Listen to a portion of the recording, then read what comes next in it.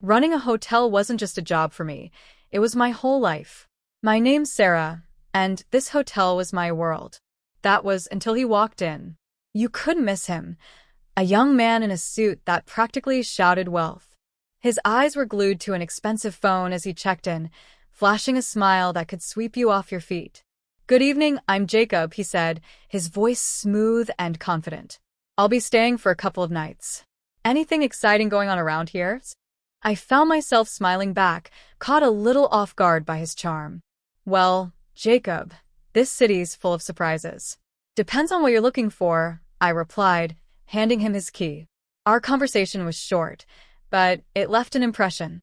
Maybe it was the curiosity in his eyes, or the way he seemed genuinely interested in what I had to say. He didn't stay long, but when he checked out, he left a note. "Enjoyed our talk. Care to continue it over dinner?" it said. I hesitated. I wasn't used to mixing work and my personal life, but there was something about him that intrigued me. I decided to take a chance. We met at a cozy restaurant, the kind of place where the buzz of chatter and clinking glasses made you feel like the rest of the world didn't exist.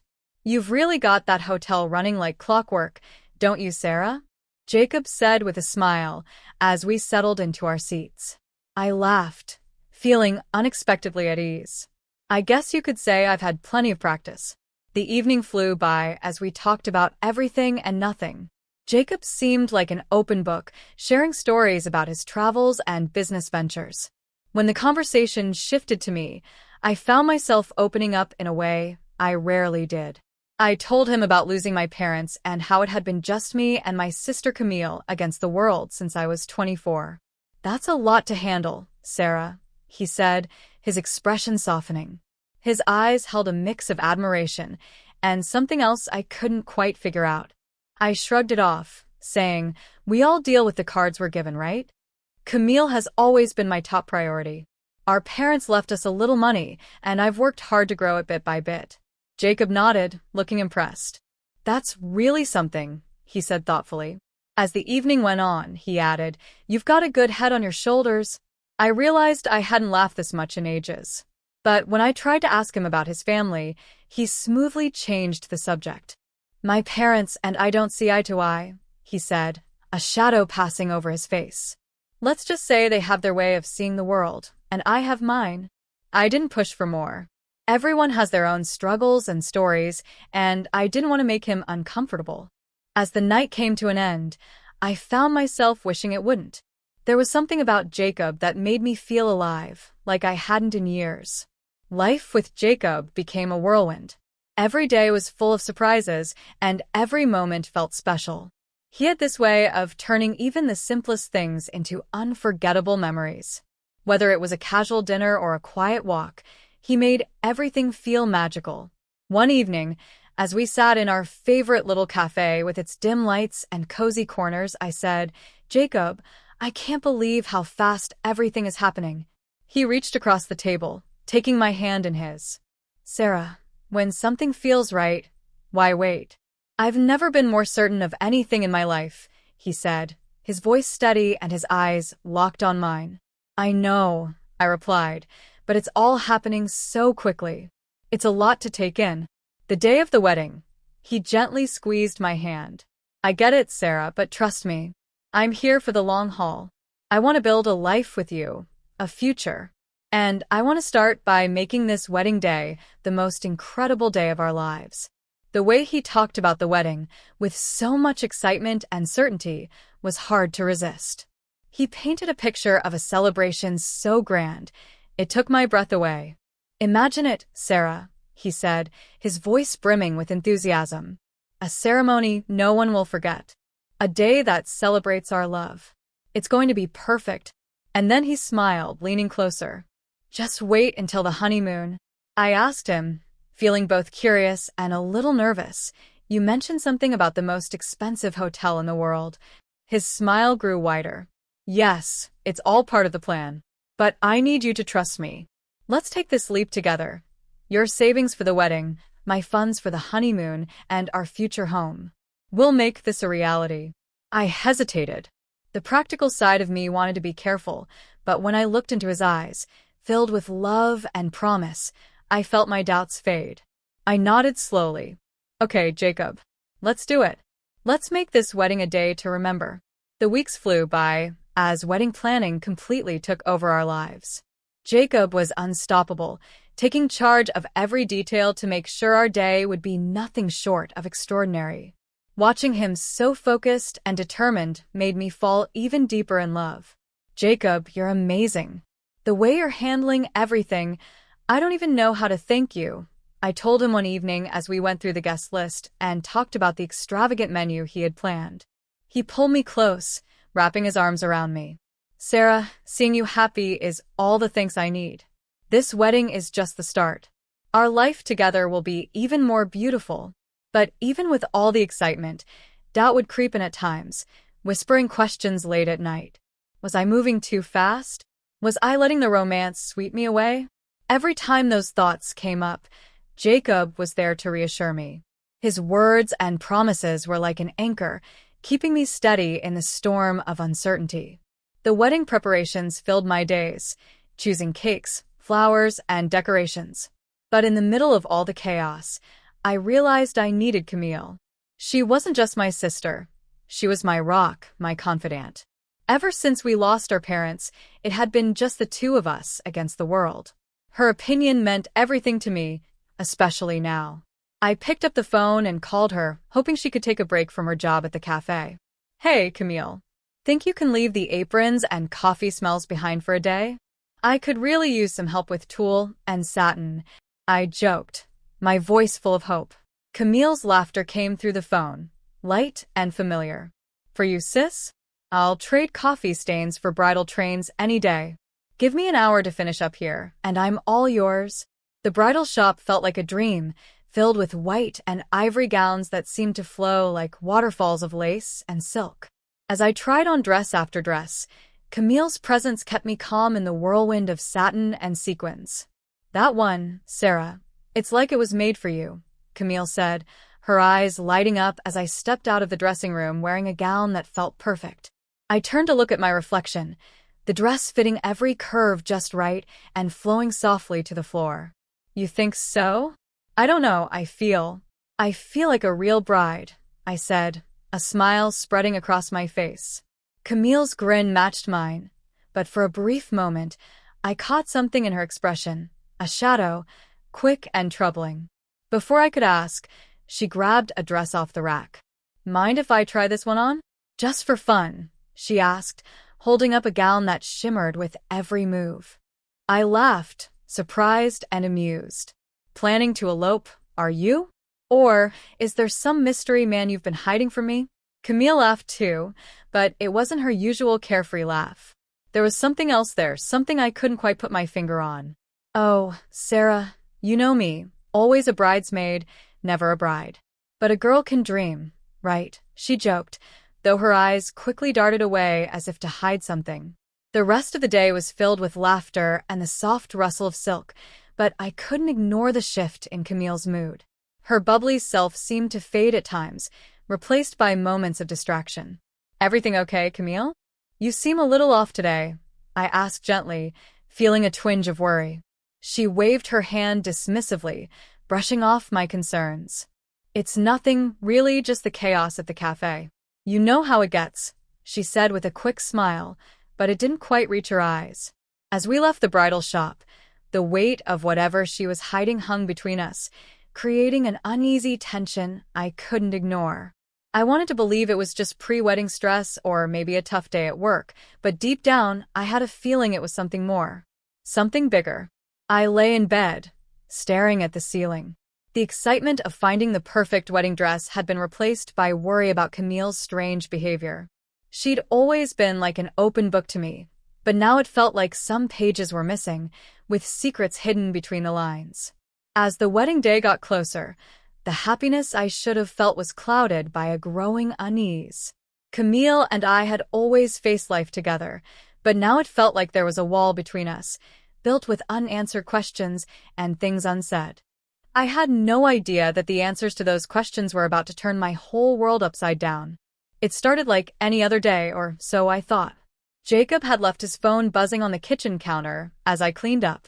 The constant notifications caught my attention, a nagging reminder that something wasn't quite right. Surprisingly, the phone wasn't even locked. That alone made my stomach twist, but what I found when I looked was worse than anything I could have imagined. The messages between Jacob and Camille hit me like a punch to the gut. Each word felt like a knife, cutting deeper and deeper. They weren't just having an affair, they were planning to push me aside, like I meant nothing. Years of love and trust with Camille crumbled in an instant. I read her message over and over, the one where she confessed to Jacob that she was pregnant with his child. My vision blurred as tears filled my eyes. Can't believe we pulled this off. She's such a fool, falling for every lie. And now with the baby, we can finally be together, just as we planned, she had written. The world around me seemed to spin, like I was trapped in a storm of lies and betrayal. Jacob's reply was just as cruel, if not worse. Love you, babe. Can't wait to see her humiliated and out of the picture. She's just a naive cash cow. This wedding will be perfect, thanks to her money. After that, we'll finally have our real life together. I sat there, the phone heavy in my trembling hands. A storm of emotions swirled inside me. Betrayal, anger, disbelief. But beneath it all, something else began to grow. A cold, unshakable determination. They thought they could use me, lie to me, and throw me away like I didn't matter. But they were wrong.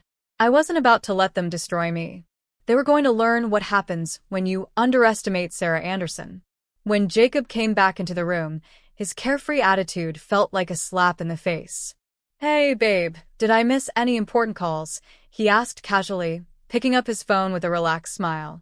I forced a smile, even though my stomach churned with anger. Nope, just the usual stuff. Busy day, I replied, keeping my voice calm and steady despite the storm inside me. Jacob gave me that same charming smile, the one I now knew was just a mask. As always, but nothing's more important than coming back to you, he said, leaning in for a kiss. I had to fight every instinct not to pull away. From that moment on, I played my role as the clueless fiancé perfectly. I smiled, nodded, and went along with all the wedding plans. But behind the scenes, I was carefully plotting my revenge against the 5 people who had betrayed me so deeply. Every day felt like a test of my patience, a balancing act between acting the part and holding back the rage inside me. But I wouldn't let them see me break. I was waiting for the perfect moment, and when it came, they would feel the full weight of what they had done to me.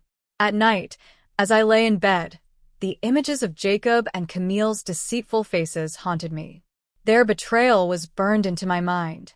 I made a silent promise to myself they would pay for this. Their twisted little game would end, and it would be their downfall. I was no longer just the heartbroken fiancé. I was the one plotting their undoing. My revenge would be precise, careful, and oh, so satisfying. The days leading up to the wedding felt surreal. On the surface, everything was perfect, the flowers, the guest list, the dress. But underneath, a storm of anger and betrayal was brewing. Jacob stayed the same, all smiles and affection, completely unaware of the disaster waiting for him. Sarah, everything's coming together so beautifully. This wedding is going to be the talk of the town, he said one evening as we went over the final details. I nodded, my smile polished and fake. Yes, it's going to be a day to remember, I replied, knowing full well the meaning behind my words was something he could never imagine. Facing Camille was harder. She was the sister I had once loved and protected, but now she felt like a stranger to me. Everything she said, everything she did, was a painful reminder of her betrayal. Still, I kept my mask on, pretending to be the same loving sister who didn't know about the knife she'd driven into my back. Sarah, you're handling everything so well. I don't know how you do it, Camille said one day as we worked on the seating arrangements. I smiled at her, the perfect picture of calm. It's all about making sure the day is unforgettable, I said, my words hiding a truth she would never see coming. I looked at her, the sister I thought I knew, and forced a laugh. Oh, Camille, you know me. I've always been good at organizing chaos, I said, the irony of my words not lost on me. As the wedding day got closer, the tension grew heavier, like walking a tightrope while trying not to fall. Jacob kept his phone close now, his conversations quiet and rushed, but it didn't matter. I already knew everything I needed to know. The morning of the wedding was clear and sunny, the kind of day everyone dreams of. But for me, it was the perfect setting for what I knew would be a beautiful disaster. As I got ready, the reflection in the mirror showed a calm, serene bride. But beneath the veil and makeup, I was a woman on a mission, no longer a pawn in their twisted game. "Camille's running late, Hals?" Jacob said casually as he adjusted his tie. I met his eyes in the mirror, careful not to let anything slip. "Yes, but she'll be here. She wouldn't miss this for the world," I replied, my words laced with double meaning. He nodded, completely clueless. "Well, she's always been a bit unpredictable. But today is about us, Sarah. Our new beginning." I turned to face him, my smile calm and steady, hiding the storm inside me. "Yes, Jacob. A new beginning," I said, bracing myself for what was about to unfold. As I walked down the aisle, the eyes of our friends and family were on me, their smiles warm and full of joy. They had no idea what was coming. This was the calm before the storm, and I knew the moment of truth was just around the corner. Everything was in place, the vows, the guests, the perfect setting. But this wasn't going to end the way anyone expected. Standing next to Jacob in front of the priest, my heart pounded with a mix of fear and determination. The vows, meant to promise forever, were about to shatter in the most dramatic way possible. The guests, oblivious to the chaos beneath the surface, watched us with smiles and tears in their eyes. But then, something happened that no one could have predicted. Camille appeared. She stormed down the aisle, dressed in a bridal gown almost identical to mine. Her eyes met mine, but there was no love, no sisterly connection. Instead, there was a cold, sharp determination that sent a chill through me. "Move aside, Sarah," she said, her voice cutting through the room. "I'm the one who deserves to be here. Jacob loves me, and I'm carrying his child." "I'm carrying his child," Camille declared, her voice cutting through the stunned silence. The room erupted into whispers and gasps as the guests exchanged confused and disbelieving glances. Jacob, instead of showing shock or regret, let out a hearty laugh, dropping the mask he had so carefully worn. "Well said, Camille. Sarah, you've been a good host, but this is where your part ends. Why don't you join the audience?" "This is Camille's moment now," he said, his words dripping with mockery and arrogance. Their betrayal, so public and cruel, sent a shockwave through the room. The audacity of it left the guests frozen in disbelief. But as the weight of the situation hit me, I did something no one expected. Not Jacob, not Camille, not even myself. I smiled. I looked at Jacob, then at Camille, and said, "Of course, why not? I wouldn't want to miss the show. After all, I did pay for it." My voice was calm, steady, masking the storm raging inside me. Camille and Jacob exchanged uneasy glances, clearly thrown off by my response. This wasn't the reaction they had expected. The guests were just as confused, their eyes darting between us as they tried to make sense of the surreal scene unfolding before them. I walked gracefully to an empty seat among the guests and sat down, my head held high. The whispers around me grew louder. "What's she up to? Is she really going to let this happen?" The questions buzzed through the crowd like bees, but I stayed serene, a statue in the middle of the chaos. Jacob and Camille, now standing together at the altar, looked unsettled. My calm demeanor had cracked the confidence in their plan to humiliate me. This wasn't playing out the way they'd hoped. "What's your game, Sarah? Why are you so calm?" Jacob asked, his voice a mix of confusion and unease. I met his gaze, my smile unwavering. "No game, Jacob. Just enjoying the fruits of my labor. Please go ahead." "I'm eager to see how this all turns out," I replied, my words sharp and deliberate, like a knife wrapped in velvet. The ceremony continued, but the atmosphere was different now. The tension in the room was palpable, the guests caught between shock and anticipation. They couldn't tell if they were witnessing a wedding or the opening act of a dramatic disaster. As Camille and Jacob exchanged vows, their words felt hollow, a mockery of the sacred promises they were meant to represent. I sat there, surrounded by friends and family who struggled to comprehend what they were seeing. Inside me, the fire of betrayal burned, but my composure never wavered. They thought they'd won. Little did they know, this was only the beginning of my plan. I knew this was just the start. The real drama was yet to unfold, and Camille and Jacob, in their arrogance, had unknowingly set themselves up for their own downfall. As the priest asked if anyone objected, the doors burst open with a loud bang. A woman, older and worn, stormed in, her eyes blazing with fury. "Stop this wedding right now," she demanded, her voice slicing through the silence like a knife. Jacob's face turned ghostly pale, his eyes wide with panic. "Sabrina? What are you doing here?" he stammered, his polished facade crumbling in an instant. Sabrina, Jacob's legal wife, as I had uncovered, marched straight to the altar. "I'm here to stop you from making an even bigger fool of yourself and these people," she said, her voice firm. Then she turned to me with a sympathetic look. "Sarah, you deserve to know the truth." The guests broke into murmurs, the scene unfolding in front of them more gripping than anything they'd ever seen. Camille clutched her stomach, her face frozen in shock and fear. Sabrina didn't hold back. "Jacob is a liar and a cheat. His investments failed, and he's drowning in debt. He's been using all of you to try and save himself," she said, her voice steady and loud. "And Camille, you poor girl, you're just another pawn in his twisted game." The room erupted into chaos. Guests stood up, their whispers growing louder with each passing second. Jacob tried to speak, but the uproar drowned out his voice. I rose to my feet, my heart pounding, but my voice stayed calm and strong. "There's more," I announced, my words cutting through the noise. The room fell silent again, every eye on me. I hired a private investigator after I found out about Jacob and Camille's affair. Not only is Jacob married and drowning in debt, but he's also been hiding a child, a daughter he's never supported. Camille's face crumpled, her expression shifting from shock to devastation. "Jacob, is this true? Tell me she's lying," she pleaded, her voice breaking. Jacob stood there, pale and defeated, with no words left to defend himself.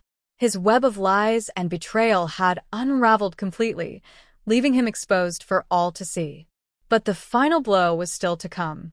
As the guests tried to process the revelations, 3 stern figures entered the room: Jacob's parents. I had contacted them and told them everything, and now they were here to confront their son. Jacob's father, a man of few words but great authority, stepped forward. His voice, filled with disappointment and anger, cut through the tension like a blade. "Jacob, you are no son of mine. Your actions today and in the past have shown your true character. You are cut off from this family and our fortune." The room fell into an uneasy silence as Jacob's face turned from pale to ashen, the weight of his ruined schemes sinking in. The game was over, and he had lost everything. I looked at Jacob, Camille, and the broken dreams they had tried to build on lies. The pain of their betrayal still hurt, but as I stood there on what was supposed to be my happiest day, I realized this wasn't the end of my story. It was the start of something new. In the days that followed, I found myself in court, seeking justice for everything Jacob had done. The courtroom felt like a different world, where my pain and humiliation were turned into legal arguments and stacks of paperwork. "Jacob, you didn't just break a promise. You shattered trust and took advantage of my kindness," I said firmly, my voice steady and clear. "You owe me more than an apology. You owe me compensation for turning my life upside down." The judge's gavel came down, the sharp sound cutting through the tense silence. "The court finds in favor of the plaintiff. The defendant is hereby ordered to pay $93,000 in damages for the emotional distress and financial loss caused," the judge declared. His words were like a balm to my wounded spirit. As I left the courtroom, the heavy weight of the past months started to lift. Justice had been served, But I knew the journey to healing had only just begun. Jacob's troubles didn't stop with me. Sabrina, his legal wife, was filled with anger and hurt. She filed her own case against him, demanding compensation for his betrayal and neglect of their child. The once confident, smooth-talking man was now tangled in a web of his own lies, with no way out. As for Camille, my sister, the person I had loved and trusted the most, she was left alone and abandoned. Jacob had fled the city, leaving her to deal with the mess they had created. She was pregnant and terrified, a far cry from the carefree, happy girl she used to be. One day, she came to me, her eyes filled with tears. "Sarah, I know I don't deserve your forgiveness, but I'm lost, and I don't know what to do," she pleaded. I looked at her, the sister I had once done anything for. My heart ached, but the pain of her betrayal was too fresh, too deep. "Camille, you are my family, my blood. But what you did isn't something I can just forgive or forget. You made your choices, and now you have to live with them, just like I'm living with mine," I said quietly. The distance between us wasn't just physical. It was a deep canyon of betrayal and hurt, too wide and too deep to ever bridge again. Life went on, but the scars from those painful months stayed with me. They were a reminder of what I had been through, of how I had survived, and of the strength I never knew I had. I focused on rebuilding my life, finding comfort in the simple things. I had loved, lost, trusted, and been betrayed. But through it all, I survived. Looking back at everything, I realized the most important journey wasn't about others. It was the one I was taking within myself. It was a journey of healing, finding my strength again, and learning how to trust and love once more.